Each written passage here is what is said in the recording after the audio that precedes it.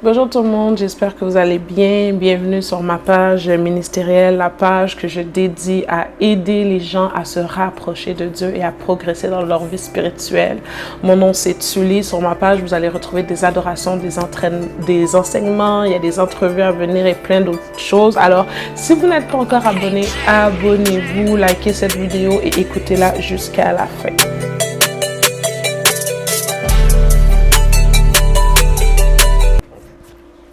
Alors, aujourd'hui, très simple, je vais vous parler d'un sujet. Je suis tombée sur un post d'Instagram, puis je suis comme, ça m'a tellement parlé, je me suis dit, oh my God. Et le post disait qu'il y a des gens qui restent en silence, qui regardent tout ce que tu postes, tout ce que tu fais, simplement pour attendre ta chute, attendre ta perte, attendre que tu puisses faire une erreur. Et vous savez, personnellement, je trouve que c'est tellement vrai et encore plus, malheureusement, dans la communauté chrétienne. Et on va voir dans la communauté chrétienne cette tendance à veiller les autres, à juger et toujours être comme elle a fait ça, elle a fait ça. Ou même des non-chrétiens vont dire, ben t'es pas chrétienne toi. C'est comme si que être chrétien veut dire ne pas faire d'erreurs, ne pas être imprudent, etc. Et c'est pour ça que je fais très attention. Maintenant, je vous dirais que j'ai pas toujours eu cette maturité, mais aujourd'hui, je fais attention à ce que je dis sur un homme de Dieu surtout. Pourquoi? Parce que on dirait que on va mettre les hommes de Dieu, les femmes de Dieu, les gens ministre, pasteur ayant un titre sur un autre piédestal comme s'il devait être 3 fois saint.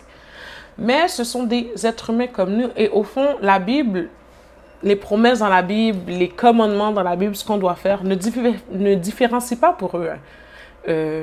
Le titre ne fait pas de toi plus un enfant de Dieu ou moins un enfant de Dieu. Nous sommes tous enfants de Dieu, chrétiens, portés à imiter les caractères de Christ, à vivre comme si c'était Christ qui vivait en nous, à représenter un royaume. Et ce, peu importe que tu sois appelé prophète, pasteur, docteur, adoratrice, chanteur, psalmiste, révérend, peu importe, ça change absolument rien au fait, le titre. Mais la Bible va donner certainement des avertissements sur que ceux qui enseignent, etc., vont être traités plus sévèrement parce que ce que tu fais a un impact, ce que tu dis, tu dois le vivre. L'Évangile n'est pas seulement théorique, mais est pratique. Mais une chose qui m'a toujours fait rire, je me rappelle, j'avais un ami dans une église où j'allais, puis quand un pasteur visitait, il disait, est-ce que tous les hommes de Dieu, femmes de Dieu peuvent se lever? Nous, on se rappelle, j'étais comme, moi, je suis une femme de Dieu, là, je vais me lever, c'est quoi rapport? Mais le pasteur parlait de haute pasteur, ou vous comprenez, apôtre, prophète, etc. On a toujours ri ensemble de cette manière-là. Et au fil du temps, plus je suis dans le ministère et je côtoie des pasteurs, etc. Et je me rends compte à quel point la tâche est difficile pour eux et la tâche est ardue parce que les gens pensent qu'ils ont une grâce encore plus spéciale ou ils ont quelque chose où ils sont plus saints ou moins humains que nous alors que nous sommes tous pareils. Et au contraire, eux, c'est ceux qui vont être le plus combattus. C'est ceux que l'ennemi va essayer de faire tomber par tous les moyens parce que lorsque tu te lèves pour Dieu, lorsque tu te lèves pour le Seigneur et que tu essaies d'avoir un impact, que tu commences à dépeupler le royaume des ténèbres et à dire la vérité, l'ennemi n'est pas content. Donc, c'est un peu le contraire de ce qu'on pense. Mais tout ça pour revenir à mon point numéro 1, ce post-là où ça parle des gens qui attendent de ta perte. Et ça m'a fait penser à un texte que j'aime beaucoup, dans Acte 28. Fait que, Acte 28, vous pourrez lire le reste. Au fait, pour de vrai là, ça serait pertinent que vous puissiez lire Acte 27 et Acte 28 au complet. Parce que 27, il se passe quelque chose et 28, il se passe quelque chose d'autre. Et je suis comme, waouh, le monde est méchant. Puis sérieusement, on vit dans un monde comme ça, le monde est méchant. Et je pense que toute chose qui se retrouve dans la parole de Dieu, tout ce qui est dans la Bible, chaque histoire a un but. Dieu savait à quel point on en aurait besoin. Même si le temps change, on est en 2023, la technologie, tout ça, l'essence de l'être humain n'a pas changé. Et ce sont les situations qu'on peut mettre en contexte aujourd'hui et qui arrivent encore. Donc, à partir du verset 3 dans Acte 28, ça dit... Paul ayant ramassé un tas de broussailles et l'ayant mis au feu, une vipère en sortit par l'effet de la chaleur et s'attacha à sa main. Quand les barbares virent l'animal suspendu à sa main, ils se dirent les uns aux autres, assurément, cet homme est un meurtrier puisque la justice n'a pas voulu le laisser vivre et après qu'il ait été sauvé de la mer. Paul secoua l'animal dans le feu et ne ressentit aucun mal. Verset 6, le verset important. Ces gens s'attendaient à le voir enfler ou tomber mort subitement. Mais après avoir longtemps attendu, voyant qu'il ne leur arriva aucun mal, ils changèrent d'avis et dirent que c'était un Dieu. Alors, je vous mets en contexte. On a Paul. Ce que vous devez comprendre, c'est que dans Acte 27, il arrive une histoire où ce que Paul est dans le bateau parce qu'il doit aller comparaître. Paul avertit tout l'équipage que ça va pas être bon, on ne devrait pas traverser. Vu que c'est un prisonnier, on ne l'occupe pas. Ils traversent quand même, ils ont failli mourir, ils ont dû tout jeter à la mer, vents agités, etc. Et il y a un ange qui a apparu à Paul puis qui lui a dit, t'inquiète pas, personne sur le bateau va périr parce que j'ai besoin que tu ailles là. Parce que tu es là, puis j'ai besoin que tu ailles là. Fait que là, les choses vont pas bien. Et Paul va élever la voix sur le bateau. Il va dire aux gens, inquiétez-vous pas. Le Dieu à qui j'appartiens, le Dieu que je sers m'est apparu, m'a envoyé son ange, m'a apparu pour dire qu'il n'y a personne ici qui va périr. Fait qu'il n'y a même pas un cheveu de votre tête qui va tomber, etc. Les gens ont peur, ils décident de jeter des choses à la mer. Il y a des gens qui voulaient tuer Paul, mais il y avait un gardien qui, lui, voulait que Paul survive. Alors, il a changé les plans et tout le monde a survécu. Il gardait même la nourriture, il ne mangeait pas. Le 14e jour, Paul a dit, vous pouvez manger, on va s'en sortir, etc. Il a béni la nourriture, il a prié devant tout le monde et voilà que les gens ont survécu et sont arrivés tous vivants, tous les prisonniers, tout l'équipage, personne n'est mort. Alors Paul vient de faire quelque chose quand même de miraculeux et on voit qu'il n'est pas n'importe qui et que c'est un serviteur de Dieu, right? Mais là, arrivé sur la terre ferme, après, c'est pas qu'il les a sauvés la vie, mais en quelque sorte, c'est parce que Dieu lui est apparu, mais c'est parce qu'il était sur le bateau que ces gens-là n'ont pas péri. Dieu avait besoin que Paul traverse, right? Et là, arrivé sur la terre ferme, ils font un feu. Et par inadvertance, Paul a peut-être été imprudent. Il a ramassé des tas de... Vous voyez, pour partir un feu. Puis avec la chaleur, la vipère est sortie et l'a mordu. Donc là, moi, ce que ça me dit, ce texte-là, là, Paul est un homme de Dieu. Mais il y a eu un moment d'inattention, un moment où il a fait quelque chose qui est peut-être un peu plus dangereux, ou peut-être une erreur, peut-être qu'il a pris un risque, mais ça reste un homme de Dieu, right? Et c'est quelque chose que vous devez absolument comprendre. Être un homme de Dieu, une femme de Dieu, un serviteur, une servante, quelqu'un que Dieu utilise, ne veut pas dire qu'on ne va pas faire d'erreur, qu'on ne va pas se faire mordre. Ça ne veut pas dire qu'on ne va pas parfois souffrir, qu'on ne va pas parfois avoir quelque chose que les gens vont faire « Oh my God », voilà. Ça ne change pas qui tu es. Ce que Dieu veut, au fait, c'est cette relation avec nous. Et ce qu'il veut, c'est qu'on ne vive pas dans le péché. Vous comprenez? L'homme pêche, on pêche. Que je m'appelle Tully, je sais pas, moi là, comme j'ai pas de titre, des fois on me dit, comment tu veux qu'on t'appelle ministre Tully? I'm like, non, psalmiste, non, pas vraiment, prédicateur, non. Bref, mais je sais une chose, c'est que peu importe ce que je suis enfant de Dieu et je suis humaine. Et ce que Dieu, lui, veut, c'est que je me batte pour sa cause et que je me sanctifie. Donc, la lutte ici, c'est de ne pas demeurer dans le péché, ne pas rester dans le péché. Dieu déteste le péché, mais il aime le pécheur. Alors, dans ma vie, je sais qu'à chaque jour, je pêche, mais je demande pardon. Mais je sais aussi que les genres de péchés que je faisais il y a 2 ans, c'est plus les combats que j'ai aujourd'hui. Je me rappelais avant, je luttais contre l'infidélité, la fornication, plein de choses, le mensonge, le vol. J'étais quelqu'un avant qui fraudait beaucoup, qui volait beaucoup. Et ça m'a pris beaucoup de circonstances, de situations pour abandonner parce que c'était un mode de vie. C'était pas seulement un péché ou une erreur, mais c'était un mode de vie. Alors oui, en tant que femme de Dieu, enfant de Dieu, moi je fais pas de distinction parce que tu as un titre. Donc, enfant de Dieu, serviteur de Dieu, peu importe, il y a des affaires qu'on va faire ce sont des erreurs. soit par l'immaturité, soit par le manque de discernement, prendre un risque, finalement tu prends le risque, mais tu te fais mordre. Paul ici, il veut prendre le bois, il veut faire un feu, tout le monde va bénéficier du feu, mais il se fait mordre. Je ne sais pas si ça vous appelle. Dans le ministère, j'ai tellement vu et vécu des choses que je suis comme, Seigneur, je voulais bien faire, puis je me suis faite mordre. Je voulais que tout le monde soit réchauffé, je voulais que tout le monde soit béni. Puis voilà, une vipère à cause de la chaleur est sortie et m'a mordu. Et souvent, on va se dire, pourquoi Dieu laisse ces choses-là arriver? Parce que là, il y a des gens de l'autre côté qui me regardent, puis qui disent, ah, ça doit... Qu'est-ce qu'ils ont dit à Paul? Ils ont dit, assurément, cet homme est un meurtrier. Il y en a qui vont dire, ah, tu vois, elle, c'est parce qu'elle pêche. Ah, c'est parce qu'elle avait fait ça. Et toi, tu es là, puis tu te dis, quel Seigneur? Why? Mais vous savez, des fois, Dieu laisse des choses que nous, on peut penser que c'est injuste arriver parce qu'on ne voit pas le gros plan. Ce qui est important, c'est de comprendre que Dieu est bon. Dieu est bon. Et ce matin, je dirais ça à une église, puis le pasteur a parlé de ça, puis j'étais comme, oh my God, Dieu est bon. Dieu ne devient pas bon parce que tu es guéri, parce que tu es béni. Dieu est bon, simplement. Il est l'essence de la bonté. Et il est bon que tu sois malade, que tu sois guéri, que tu sois pauvre, que tu sois riche, il reste bon. Peu importe ce qui se passe, que tu sois dans une saison de pleurs, il est bon. Et il ne varie pas parce que nous, nos situations varient. Mais ce qui se passe, c'est que souvent, on ne voit pas le grand plan. C'est comme si je te disais, Dieu qui a laissé son fils se faire crucifier et mourir.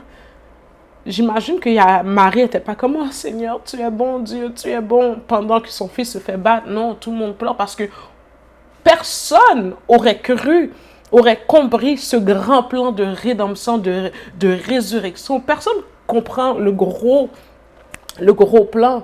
Mais nous, on doit demeurer fidèle et avoir la foi en Dieu, c'est de croire qu'il est bon et qu'il est souverain. Ce qui veut dire qu'il a pas à demander à personne, il n'a pas à rendre compte de personne. Il est bon simplement. Right? Et parfois, comme je disais, il va laisser certaines choses nous arriver pour nous former. Pour nous former, c'est tellement important. Combien de... Moi, là, quand je regarde tous les malheurs qui me sont arrivés dans la vie, que ce soit de deuil, des situations où j'ai pleuré, où j'ai crié, aujourd'hui, quand je regarde ma vie, je suis comme, merci Seigneur. Parce que la personne que je suis aujourd'hui n'est pas la personne que j'étais l'année passée, il y a 2 ans ou il y a 3 ans. Oh my God, un jour, il va falloir que pour le vrai que je témoigne au complet. Je ne suis pas cette personne à cause de certains cris, de certaines situations qui me sont arrivées et les facettes de Dieu que j'ai pu rencontrer. Si tu ne rencontres pas le Dieu guérisseur, là, c'est parce que tu n'as pas été malade. Pour rencontrer le Dieu dans sa facette de consolateur, il faut que tu souffres, il faut que tu pleures. Il y a des facettes du nom de Dieu qu'on rencontre et qu'on comprend au travers de l'adversité. Alors, point 1, les choses peuvent nous arriver pour nous former. Deuxièmement, pour confondre l'ennemi. Parce que oui, il y a des gens qui regardent puis qui attendent que tu tombes, puis qui attendent que ça soit ta perte, puis qui sont contents que tu sois en dépression. Oh, tel scandale. Oh, lui, il a couché avec un tel. C'est un fake, c'est un fake. Ils attendent pour ouvrir leur bouche, pour parler. Ils attendent. Et ce que Dieu aime faire, c'est ce qu'il a fait avec Jésus. Il a fait croire à l'ennemi qu'il avait gagné. Il était comme, voilà, il est crucifié, il est mort, tombeau. Premier jour, 3e jour, 2e jour, 3e jour, il faisait noir, c'était les pleurs. Et l'ennemi pense qu'il gagne. Et Dieu aime confronter l'ennemi de cette manière-là. Des fois, il laisse la situation s'empirer. Parce que là, enfin, personne ne pourra dire que ce n'est pas Dieu. La gloire ne peut pas lui revenir. Vous voyez, quand Lazare meurt, Lazare aurait pu être malade. Jésus arrive, t'es guéri. Non, non, non. La Bible dit que le corps sentait déjà. Il y avait décomposition. Ça, c'est une forme de désespoir. C'est comme si je te dis, il y a des situations dans nos vies. L'affaire est déjà... j'ai envie de parler créole. Bagaille la guette en senti. La situation pue déjà. Fait que c'est comme trop tard. Mais Dieu est le Dieu du temps, des circonstances, qui n'est jamais en retard. Et des fois, il laisse l'ennemi croire qu'il a raison, les gens parler, oh my God. Et un jour, il se lève et il manifeste sa gloire d'une manière extraordinaire. Et le 3e point, c'est simplement que pour sa gloire, pour sa gloire. C'est pour ça que je vous dis attention à ce qu'on dit sur des gens qui servent Dieu, sur les gens qui tombent. On est censé offrir l'amour, la miséricorde. Personne n'est parfait. Moi, je suis une fille, là, des fois, quand je me fâche, là, je me fâche. Puis des fois, je suis comme, je peux rien savoir. Puis je suis pas parfait. Si vous apprenez à me connaître, vous voyez là sur YouTube, oh, waouh, serviteur, nana. Les gens montrent jamais vraiment qui ils sont. Puis c'est normal parce que le peuple n'est pas prêt à ça. Les gens aiment critiquer. Mais personne n'est parfait. Mais est-ce que ça veut dire que je suis pas enfant de Dieu, que je suis pas serviteur, que Dieu va pas se lever pour moi? Puis c'est pour ça que je suis comme, faites attention à ce que vous dites. Parce que moi, j'ai vu des situations où la personne a quelque chose. Les gens disent tellement du négatif de ta propre bouche que le jour où Dieu veut t'utiliser pour prophétiser ou pour prier pour la personne, tu es bloqué. Parce que tu as tellement dit du mal. Tu as utilisé ta bouche pour sortir des paroles amères, des paroles sales. Alors comment une parole pure, Dieu ne va pas t'utiliser pour cette même personne à qui tu as tellement bitché. Un jour, tu vas être là, puis Dieu veut dire à telle personne que voilà, je te relève, je vais te dire. Mais tu as tellement parlé de la personne, tu as tellement insulté la personne que Dieu va faire. Toi, tu es disqualifié. Alors, faisons attention. Et j'aime beaucoup le verset, comme je vous ai dit. Ces gens s'attendent à le voir enfler.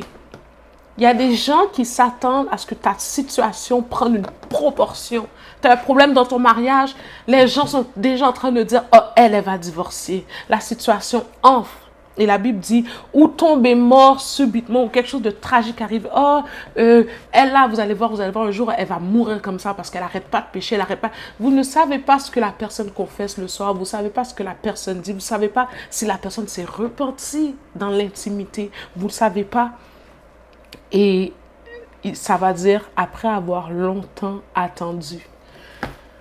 Donc oui, il y a des gens qui attendent que tu tombes, qui attendent que tu meurs. Ils sont là et ils ont attendu longtemps. Ça veut dire qu'ils regardaient Paul, ils regardaient ses fesses. Il a dit non, la vipère là, c'est venimeux, ça l'a mordu. Tendre, et ils attendent. Mais le plan de Dieu, souvent, c'est de confondre ce genre de personnes et de couvrir. Ce que j'aime avec Dieu, c'est que là, dans la situation, Paul a été imprudent.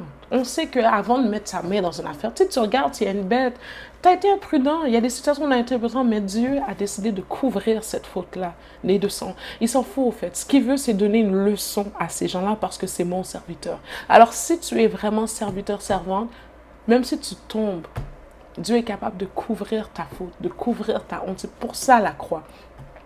Et de simplement confondre les gens. Toi qui as une histoire dégueulasse, toi qui avais fait ça, Laisse les gens parler, mais est-ce que dans l'intimité, est-ce que tu t'es repenti? C'est à ça que ça sert, le sang de Jésus. La croix, ça couvre nos fautes. Et pour terminer, voyant qu'il leur arrivait aucun mal, ils changèrent d'avis et dirent que c'était un Dieu. Est-ce que vous voyez les gens? Paul a fini de les avertir qu'il y aurait une tempête, mais qu'on va survivre 14 jours en mer, 15 jours en mer. Tout ça se passe et vous ne comprenez pas encore que c'est un serviteur de Dieu. Il vous dit le Dieu à qui j'appartiens. Mais là, ils sont comme, c'est un Dieu. Fait qu'ils ne comprennent même pas ce qui se passe.